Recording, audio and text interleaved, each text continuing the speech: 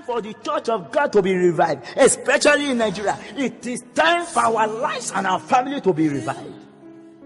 That is why I say to some people, laziness is a secret ingredient that goes into failure. And many people are too lazy to pray, too lazy to fast, too lazy to do the necessary thing. It is time for your life to be revived.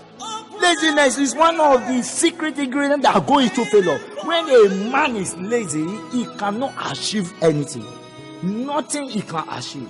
God does not work with those that are lazy. He works with those that know what they are doing in life. He works with those that know what they are doing in life. If you can't pay the price, you can't get the prize. And those that pay the price, their reward is champion. Before you can become a champion, you have to pay the price. You have to pay the price. Many people are looking for the reward without paying the price. Then if you want to be like the apostle, pay the price the apostle paid, then you will get the reward. You get the reward. Everything has a reward.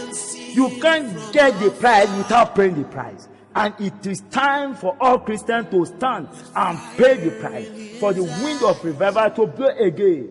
Let me tell you something. Nothing that can revive your life. Nothing at all, except Jesus. That is why the Bible tells us that the Lord himself has highly exalted him and given him a name, that at the mention of the name of Jesus, every knee should bow. You see, every knee should bow at the mention of one name, that is Jesus. If anybody is bringing any other name unto you, it's counterfeit. That name is fake. Only the name of Jesus can save you.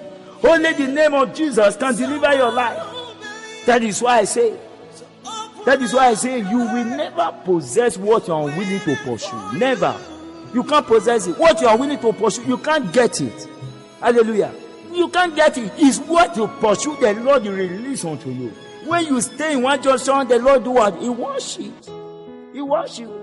Because you must pay the price, so that God will be able to do what he needs to do in your life.